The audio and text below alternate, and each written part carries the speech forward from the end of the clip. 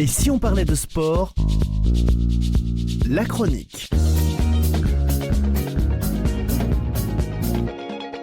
Et si le football racontait la plus grande histoire du sport mondial ? Aujourd'hui, et si on parlait de sport, vous invite à embarquer pour un voyage exceptionnel au cœur de la Coupe du Monde de football avec une série inédite de 22 chroniques consacrées à la plus prestigieuse des compétitions.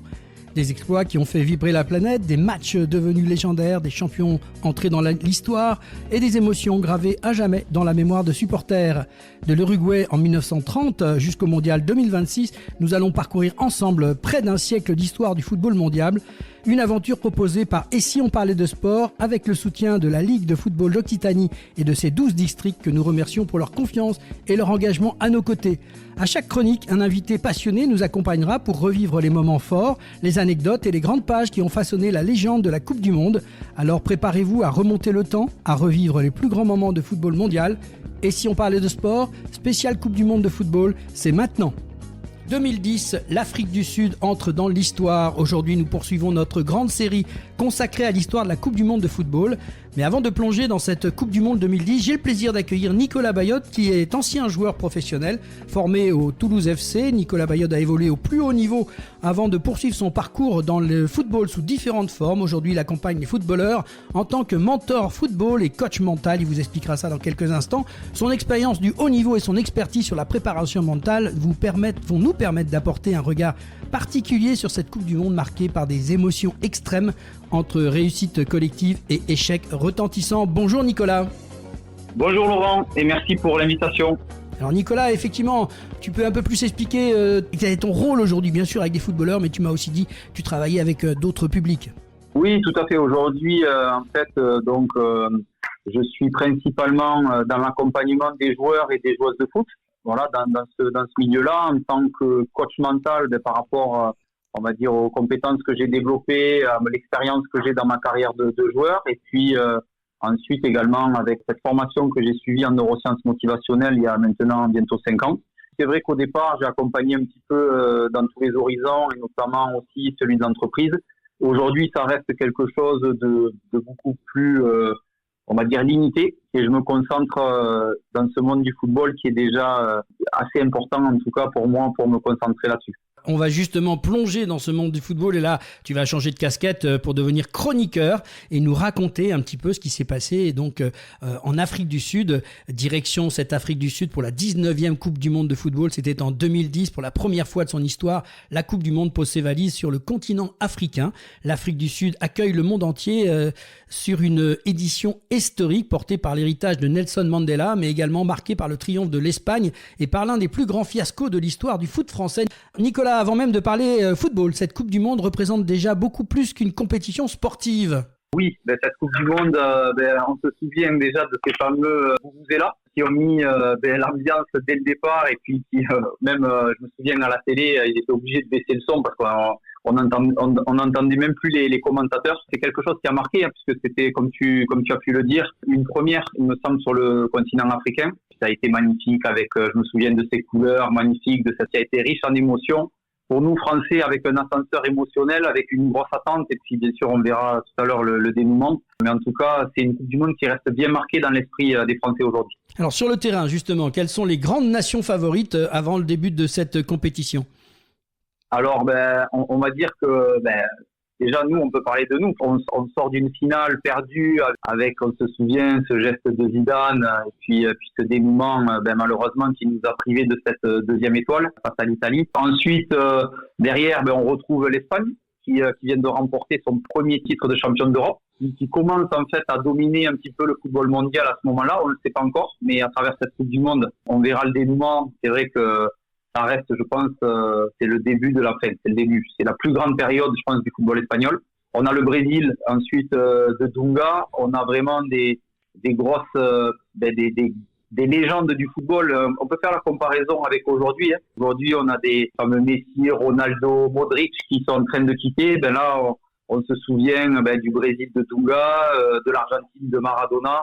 Rien que ça, et de l'Allemagne qui dispose également d'une jeune génération qui était en devenir, et bien sûr Pays-Bas aussi qui on le verra, sont pas passés loin de l'export. Alors sportivement, plusieurs favoris se présentent. Oui, ben, tout à fait.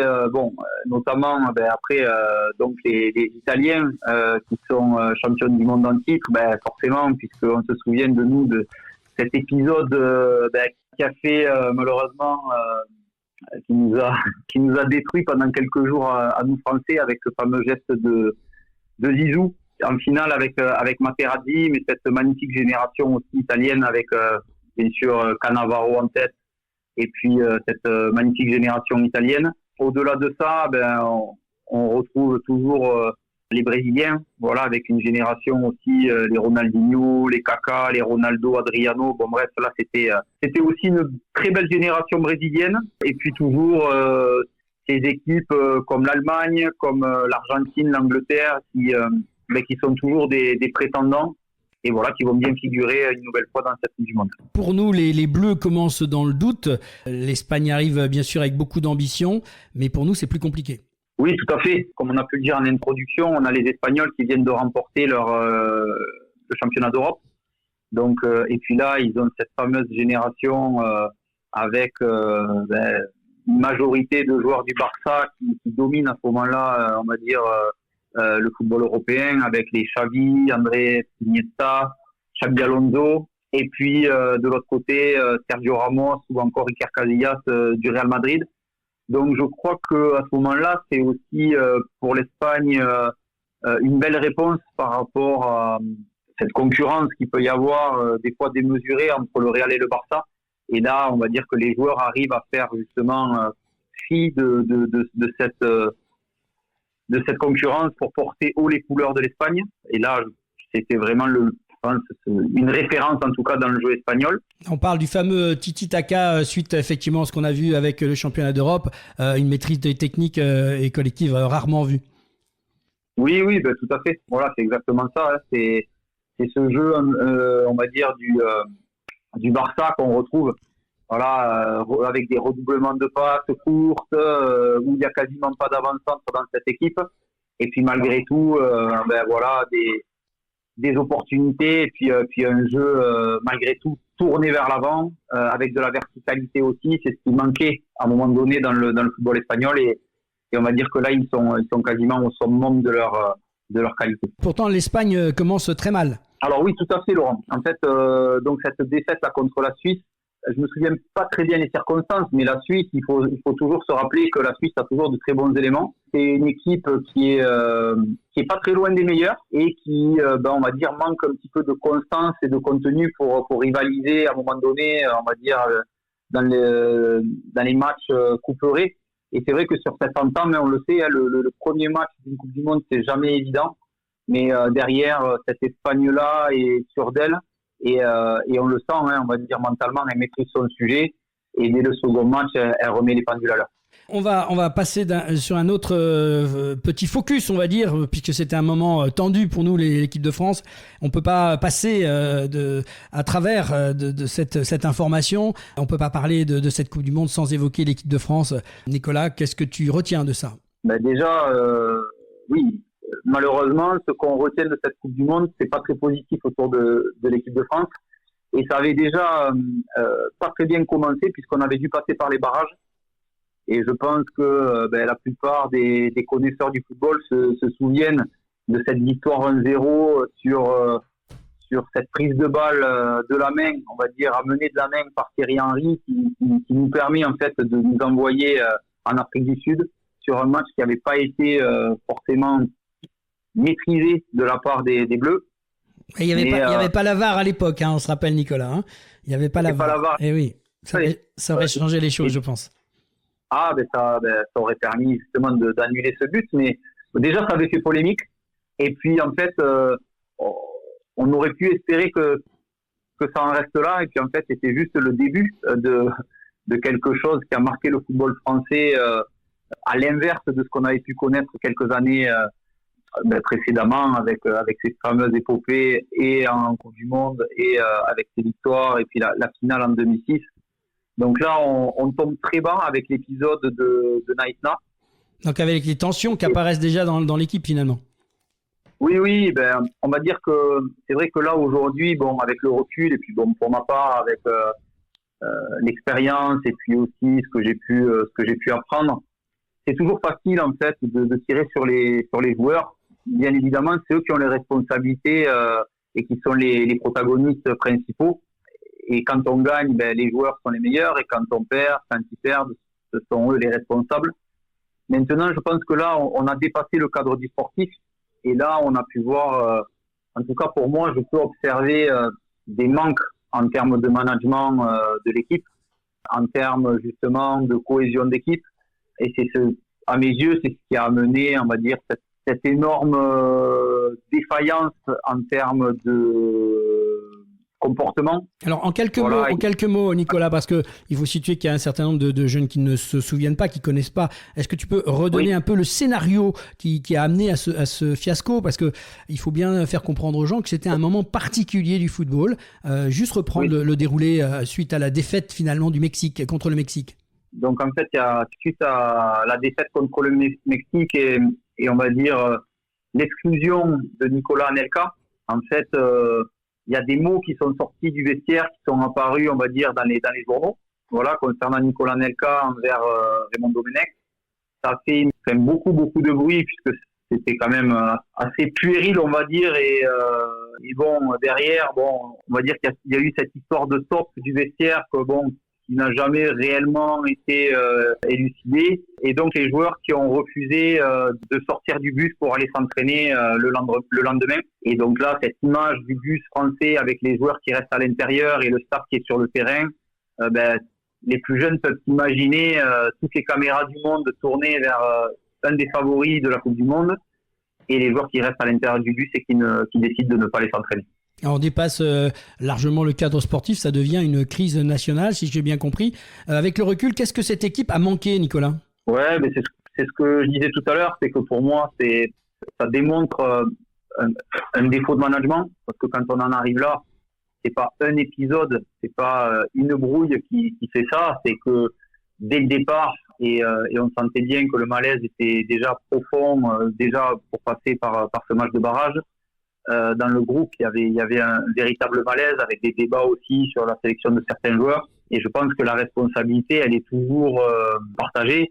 Mais quand on est sélectionneur d'une équipe de France et qu'on est dirigeant à un moment donné, on doit mettre un cadre, on doit aussi déterminer des limites et on doit mettre de la communication par rapport à ça.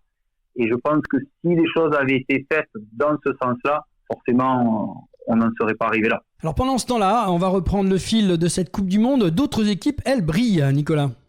Tout à fait. C'est-à-dire que là, on se souvient notamment des Pays-Bas et de l'Allemagne qui impressionnent, qui ont mis un nombre de buts assez impressionnant. Et notamment cette magnifique génération des Pays-Bas avec Sneijder, avec Arjen Robben et Robin van Persie, qui ont vraiment un jeu offensif. Alors comme les Pays-Bas, historiquement,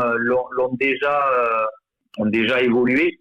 On va dire historiquement, c'est vraiment une nation avec la fameuse aussi école de l'Ajax, qui est mondialement connue, mais qui, à travers son championnat, a perdu un peu de sa superbe, mais reste vraiment un pays formateur. Et ces jeunes joueurs et cette génération-là, c'est très très bien exporté dans les meilleurs clubs du monde. Et c'est ce qui leur a permis d'arriver, j'ai envie de dire, à leur apothéose sur cette Coupe du Monde 2010. Également, la nouvelle génération allemande, voilà, qui était passée par des moments beaucoup plus difficiles et qui renaît de ses cendres également avec Thomas Müller, Mesut Özil ou encore dans les buts un gardien qui a été sûrement le meilleur du monde pendant plusieurs saisons, qui est Manuel Neuer. Et on va dire que c'est les joueurs qui vont marquer cette décennie et qui ont marqué aussi de leur empreinte cette Coupe du Monde.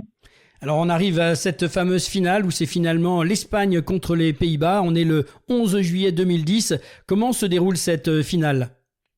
Disons qu'on s'attend à une finale assez explosive entre ces deux équipes. Et puis finalement, de par aussi l'issue de la compétition, les chaleurs, etc., cette finale est assez fermée. Beaucoup d'engagement physique, beaucoup de fautes. Et puis derrière, ça va se jouer sur pas grand-chose et on va aller au bout. Ouais, on se souvient notamment, pour avoir suivi cette finale, d'un geste Oui, tout à fait. Ben, il y a ce fameux geste de De Jong sur Xabi Alonso, voilà, qui est devenu célèbre et forcément qu'on va pas montrer dans nos écoles de foot, mais qui montre quand même, on va dire, l'intensité, l'engagement qui a pu y avoir sur cette finale avec, on va dire, alors les Pays-Bas, je sais pas s'ils avaient déjà gagné une Coupe du Monde, les Pays-Bas. Non, donc de part et d'autre, cet enjeu, en fait, de ramener une première Coupe du Monde dans leur pays. Alors il faut attendre, bien sûr, on a un 0-0, il faut attendre la prolongation. Voilà, on attend la prolongation, cette fameuse 116e minute, et on va dire les qualités du football espagnol avec des joueurs d'exception.